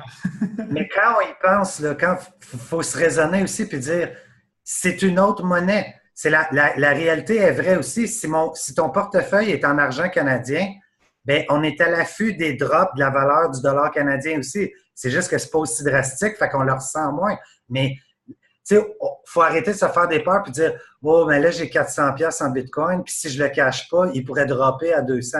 C'est vrai qu'il y a plus de chances que le Bitcoin le fasse que le dollar, mais ton 400 pièces en canadien dans ton compte de banque, il peut descendre en valeur aussi si tu essaies de l'échanger contre une autre monnaie plus tard. Tu sais. Fait que j'essaie d'enlever ces limites-là que j'avais à mon esprit avant, puis de me dire oui, mais il y a une raison qu'elle a été créée, la crypto-monnaie. Peut-être qu'elle n'est pas encore super utilisée, mais c'est exactement pour ce genre de raison-là, puis plein d'autres raisons, que quelqu'un a pensé à l'inventer, à faire une monnaie qui n'a pas de middleman, qui est indépendante, puis aussi c'est ce qui est merveilleux, la blockchain technology qui fait que c'est pas hackable, les transactions sont pas hackables, les wallets sont hackables, mais les transactions du blockchain, ils n'ont pas encore été percées, tu sais, par les hackers. Fait que je me dis, c'était créé pour faire des échanges, cette monnaie-là, puis plein d'autres. Fait que je vais l'utiliser pour une de ses fonctions, puis de faire des échanges. Je ne vais pas aller faire des achats sur Amazon avec mes bitcoins, mais m'aller faire ben, je pourrais, mais ce que je veux dire, moi, je vais l'utiliser pour faire mes achats de dépenses chez mes traders, tu sais, chez mes brokers, je veux dire. Comme dit Lucien, le Bitcoin peut descendre de 500 à 1000 en 5 minutes, là. Facile. Ben, le contraire est vrai aussi. Tu peux avoir 400 pièces de Bitcoin, puis tout d'un coup, paf, il augmente.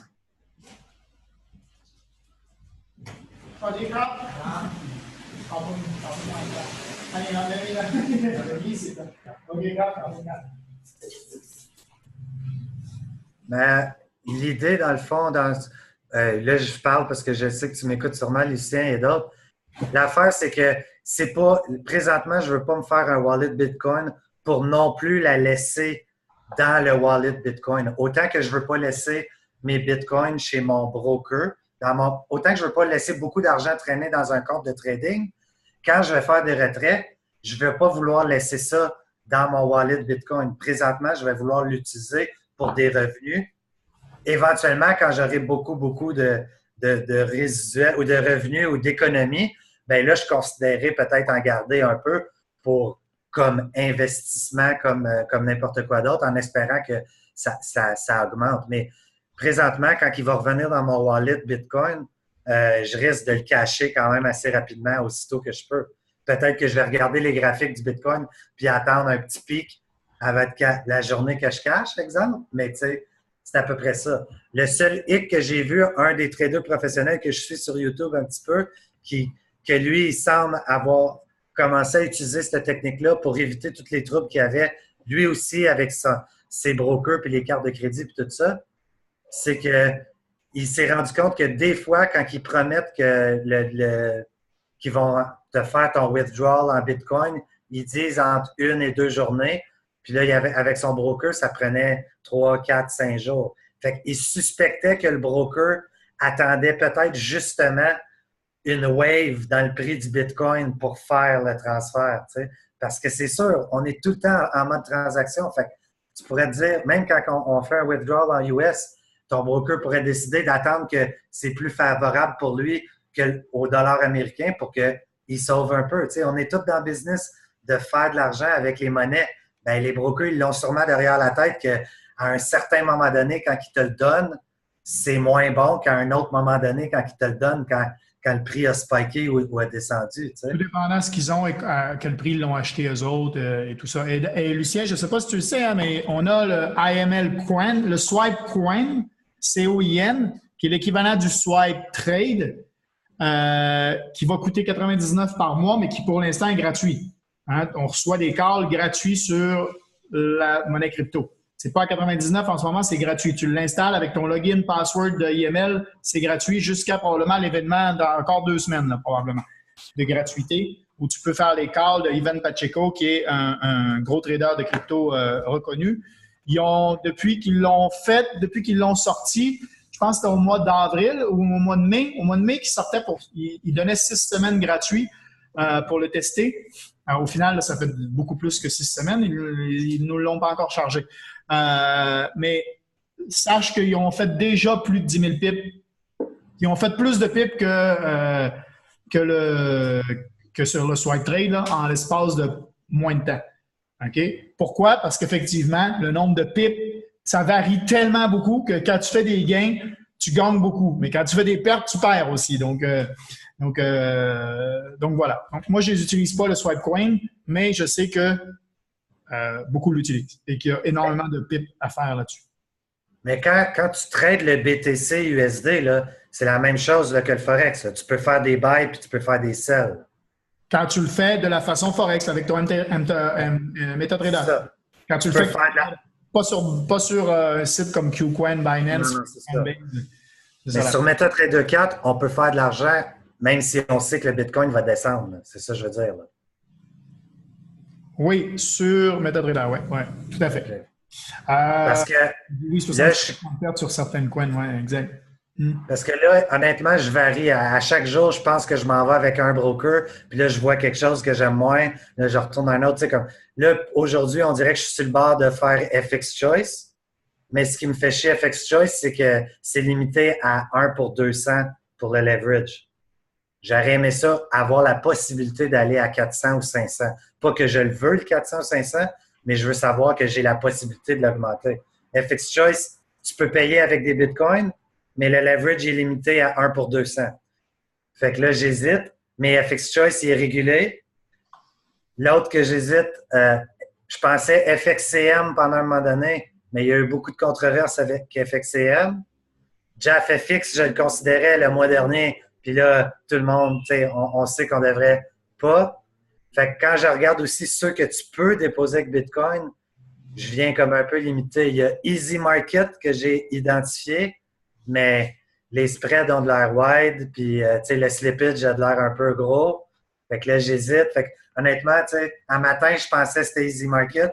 À midi, je pensais que c'était FX Choice. Là, je suis comme, j'hésite. Là. Je pense que ça s'enligne vers FX Choice, mais à tous les jours, j'ai envie de demander au monde, OK, là, c'est quoi votre broker? Là, parce que là, je suis perdu. Là, je ne sais plus lequel je vais prendre. Je suis en train de voir. Je suis en train d'essayer de trouver. Ils ont changé l'interface. On a un nouveau back-office sur FX Choice. Ouais. Ben, il y en a plusieurs brokers qui modifient. Là. Tout le monde s'adapte. Tout le monde a des nouvelles plateformes.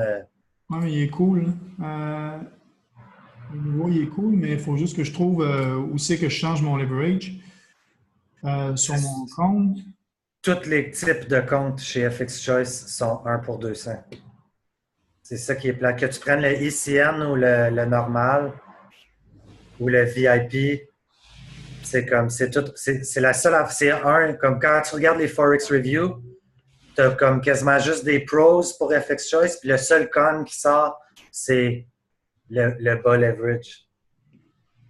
Puis il y en a d'autres que des fois, tu sais, un broker, des fois, il va dire qu'ils sont régulés, puis quand tu vas lire des critiques puis des reviews de brokers, les autres, ils vont dire, regarde, ils disent qu'ils sont régulés, mais ils ne sont pas régulés par des grosses entités qui ont beaucoup de pouvoir, tu sais, puis de contrôle, tu sais, ou qui n'ont pas beaucoup de fermeté sur la rigueur qu'ils appliquent ou qui forcent les brokers à appliquer les règles. Fait que, tu sais, il faut faire attention. C'est pas à cause que tu vas sur un site de broker et qui dit on est régulé, qui sont nécessairement super bien régulés, tu sais. Un 25, un 50, un 100 puis un 200. C'est ça. Ce qui est, pour un professionnel, si j'étais professionnel aujourd'hui, ça serait bien en masse.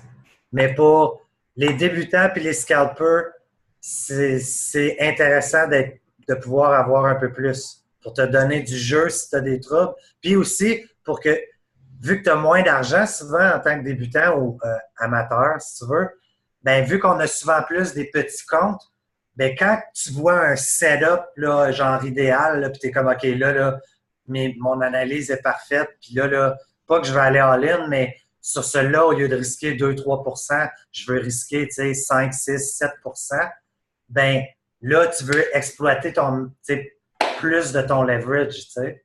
Parce que, comme on sait, ton leverage réel puis ton leverage de margin leverage qui te donne, c'est deux choses différentes. La plupart du temps, on ne l'utilise jamais. Le seul temps que tu l'utilises au complet, c'est si tu as maxé tout le nombre de trades ou de positions que tu peux faire. Mais c'est là que quand tu as 1 pour 400, puis là, tu as un gros setup, puis tu es comme, OK, là, au lieu d'acheter des 0.05, j'ai envie d'acheter des 0.1, ben ton 1 pour 400 te donne plus d'espace pour respirer. Je comprends ce que tu veux dire. Fait que je suis tout en train de penser dans ce mode-là présentement, de me donner le maximum de chances possible de prendre un petit bankroll ou de prendre un petit compte à 300-400$ puis être capable de le booster, tu sais, efficacement. T'es pas, comme tu l'as dit, tu n'es pas encore professionnel trader. Non. Le broker que tu prends aujourd'hui n'a pas beaucoup d'influence sur tes trades. À part l'histoire du leverage là, de 200 machins. Ah, c'est ça. Pour l'instant, ça n'a pas vraiment... Je pense que ça fait 2 mois que c'est beaucoup trop pour choisir un broker que tu peux switcher demain matin. Là, de toute façon, tu n'es pas content. Switch à l'autre. Non, je peux switcher. Le seul hic, c'est que vu que présentement, j'ai pas beaucoup d'argent à mettre, puis je veux pas en mettre beaucoup, le prochain 300-400$ que je mets, je veux mettre le max de chance de mon bar, de le mettre à un endroit que j'aurai pas trop de problèmes ou pas trop de casse-tête. Tu sais. Je voudrais pas ouvrir un compte chez quelqu'un, mettre 300, puis là, faire comme hostie, je me suis fourré, mauvais broker, là, me battre pour retirer le 300-400 puis en trouver un autre, tu comprends? Fait que j'aime mieux prendre un petit peu plus de temps de recherche puis de faire un choix un peu plus éclairé que mon premier, disons, en espérant peut-être rester avec eux pendant la prochaine année au complet. Tu sais. Ce que dit Lucien, tu peux pas... Les fonctionnalités que tu as besoin de tester ne se testent pas avec un compte démo? Oui puis non. Là, ce que je me rends compte, ça, c'est une autre affaire. Ils sont difficiles à trouver, les brokers, que leur compte réel réagit exactement comme le compte démo. Puis beaucoup de critiques de brokers, tout ça, vont le dire. Ceux où les plateformes réagissent pareil sont plutôt rares. La plupart des brokers, oui, ça réagit. Pour un débutant, puis apprendre les fonctions, oui. Apprendre à connaître la plateforme, oui. Mais quand tu veux tester le spread, ou tu sais, comme la grosseur du spread, tout ça, tu te rends compte assez vite que le tight spread que tu avais peut-être en démo, il n'est pas aussi tight en réel. Fait que ça joue sur tes take profit puis tes entry puis tout ça parce que tout d'un coup, tu ne deals plus avec un spread d'1 pip, tu deals avec un spread de 2 pips en 10 ans en moyenne. Ben, ça joue. Plus tu trades à court terme, plus ça joue. Fait que, honnêtement, là, ça, c'est une des grosses affaires, c'est que malgré le fait qu'ils disent oui, tester des mots, c'est pareil comme live, la réalité, la plupart des professionnels vont te dire c'est très, très rare les brokers où que ça réagit exactement pareil. C'est pas OK, tu vas tester pour faire sûr qu'il n'y a pas des gros spikes de fou là, sur le réel comparativement aux démos. Fait que ça peut te donner une bonne idée, oui, mais malheureusement, c'est comme n'importe quoi. Tu ne pourras jamais vraiment comprendre l'expérience à 100% tant que tu ne l'auras pas faite à 100%. T'sais. Ça va être peut-être 90-95%, mais pour vraiment savoir si ça te convient à 100%, tu n'as comme pas le choix d'un moment donné de sauter à l'eau. Donc, juste faire une petite analyse graphique du Bitcoin. Comme disait, il est dur à suivre, là, mais là, il est en mode une journée. OK, le Bitcoin, on est parti au mois de décembre. Là, on était fin décembre, on était ici. Puis ça a juste craché. Un peu comme le rouble. Hein? Le rouble a aussi descendu, il a craché énormément. La monnaie grecque a craché. comme tu disais tout à l'heure, ton compte de monnaie fiat, en fait, en canadien, peut aussi cracher. Mettons que le Canada se retrouve en faillite demain matin, ben, notre monnaie vaut quasiment plus rien au niveau du monde. Donc, effectivement, on a eu une grosse descente avec un pullback continué à descendre. On a eu notre tête épaule inversée ici. Et là, on pensait que peut-être ça allait faire, tu sais, j'avais fait une analyse là, pendant qu'on s'était fait un call comme ça à cette époque-là, j'avais mis des flèches. S'il y avait un retassement ici, ça pouvait monter vers la prochaine vague. On attend, c'est la 5e vague. Hein? Ça ici, là, c'était la 4e vague du Bitcoin, celle-là ici, celle-là qui est en montant ici. On attend le 5e cycle, qui est normalement le plus élevé. Donc là, ça a fracassé vers le bas, donc on est descendu ici. Quand ça a remonté ici, on s'est dit encore une fois, ça peut être la montée qui monte jusqu'au bout, mais on va le voir quand ça va atteindre les plafonds qui étaient ici. Ça a recraché vers le bas encore. Donc, là, ici, on avait un petit pullback avec un retassement. On s'est dit possible que ce soit enfin le signal. Non, ça recrache encore vers le bas. Donc là, ici, on était venu toucher vers ces zones-là une fois, 2 fois. Là, on est là 3 fois et on est revenu dernièrement toucher ici 4 fois.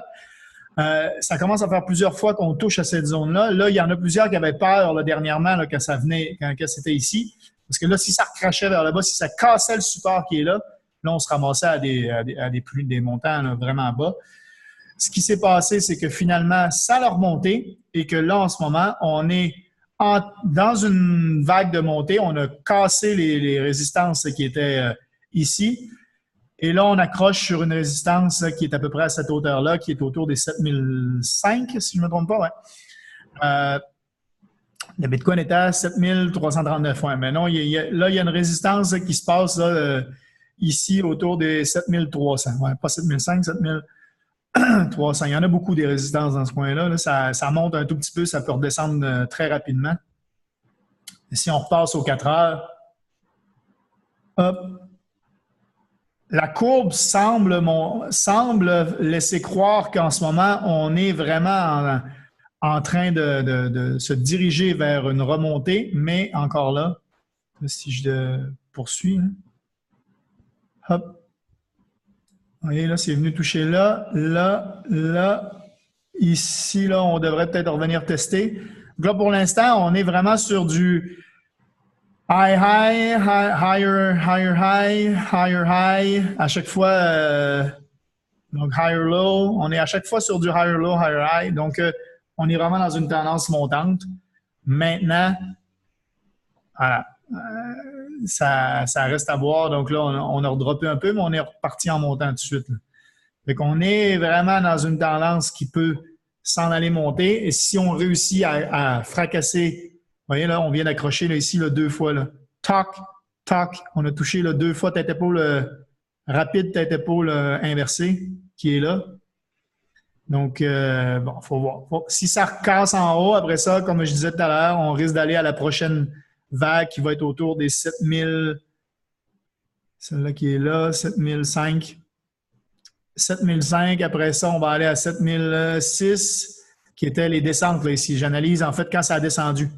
Quand ça a descendu, ça a frappé, c'est revenu tester là, ça descend, ça frappe, ça descend, ça frappe, ça descend. Ouais. Donc là, c'est là mes résistances, en fait, plafonds sont là. Donc, il faut les fracasser, puis après ça, revenir les tester, comme on a fait ici. Voilà. On fracasse, on revient tester. On fracasse, on revient tester. Si on reteste, si on repart, il va falloir revenir tester encore là. Mais là, jusqu'à les 8002, là, il y a encore beaucoup de tests à faire, puis même encore au-dessus des 8002, je pense que j'ai encore une résistance à 9000 et quelques. Voilà, qui est ici, 9300.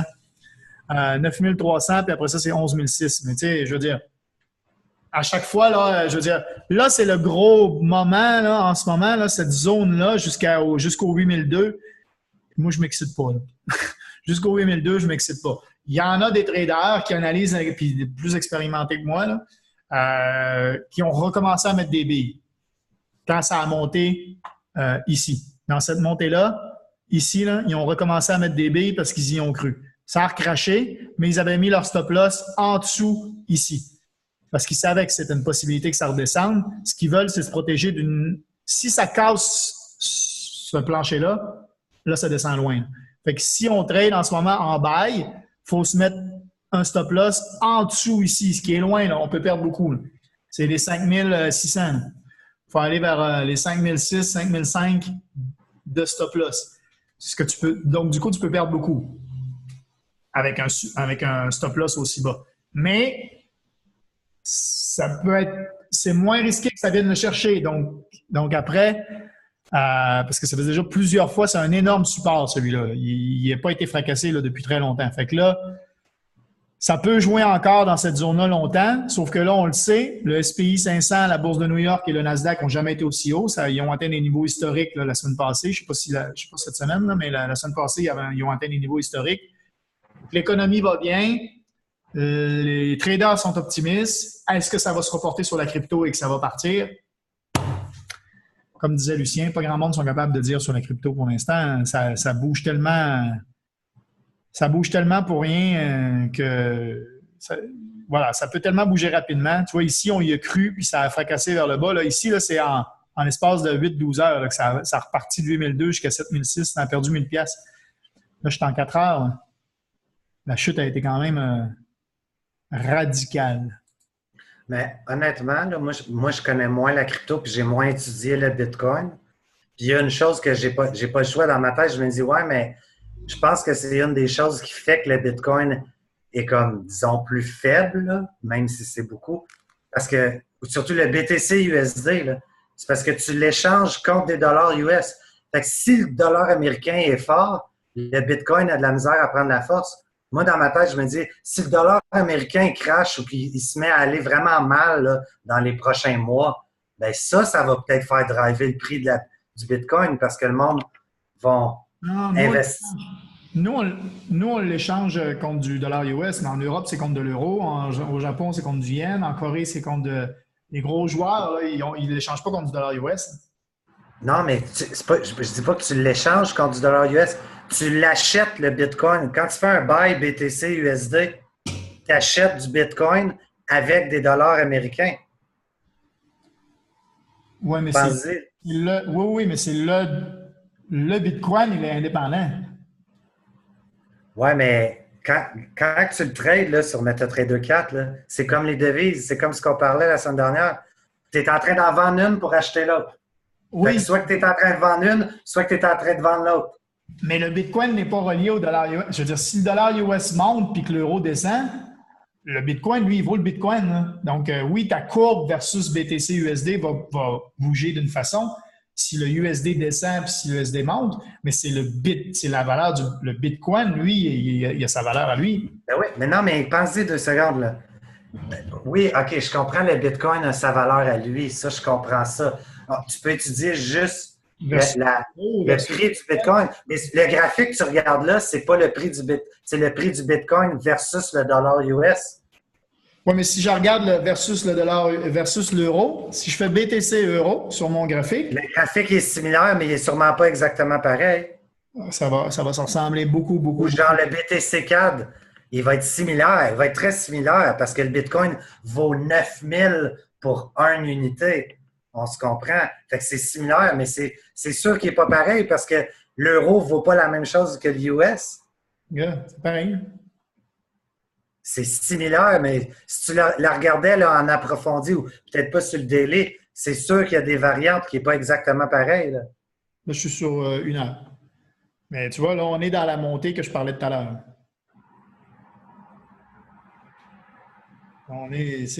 C'est vraiment similaire parce que le BTC vaut ce que ça vaut si je vois avec le CAD. Ça, je suis d'accord, là. Mais ce que je veux dire, c'est que nécessairement, je dis pas que ça va l'influencer drastiquement, la valeur du Bitcoin. Mais si le dollar US prend de la force, ça a tendance à jouer contre la paire BTC-USD un petit peu. Si le dollar US drop, ça a tendance à jouer pour le Bitcoin un petit peu. Même chose avec le BTC CAD. Je suis sûr que quand tu les regardes, surtout sur le daily, les daily charts ils ont de l'air pareil. Parce que. Non, le BTC CAD est crissement différent. Ben, tu vois, c'est ça que je dis. Parce que. L'euro, c'est quasiment pareil, mais le CAD, c'est crissement différent. Ben, c'est certain, parce que le CAD puis l'US, c'est pas pareil. La façon que je l'imagine, moi, ou que je me le dessine dans ma tête, c'est que, dis-toi que le BTC CAD, c'est comme une cross-pair du BTC. C'est comme si c'est du BTC USD contre du USD CAD. Comme une cross-pair.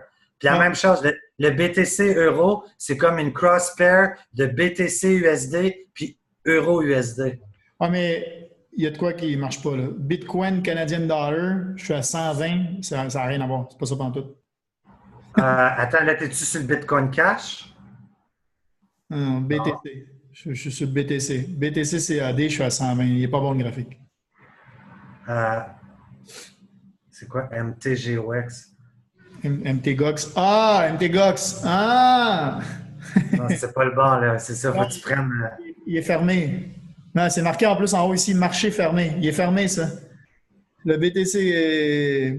Faut aller le chercher ailleurs dans ta liste, là. T'as pas le bon BTC 4. Ce graphique-là s'arrête en mars. Toi, on est en mars, hein, ici. C'est pour ça.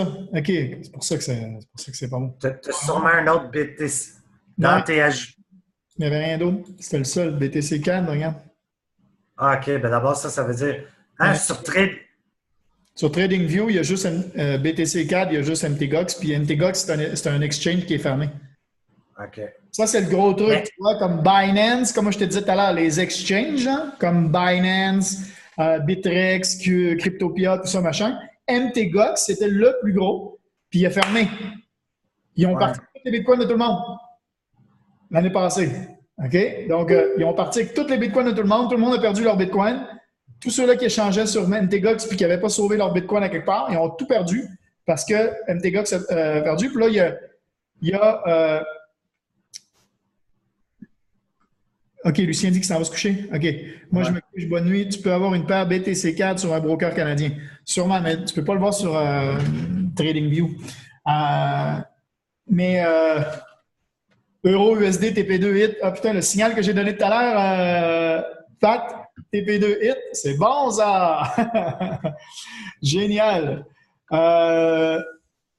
Donc, mais la réalité, c'est que... On va chercher le 1 pip de marge, pas nous. Ce n'est pas le système qui va nous bloquer, c'est nous.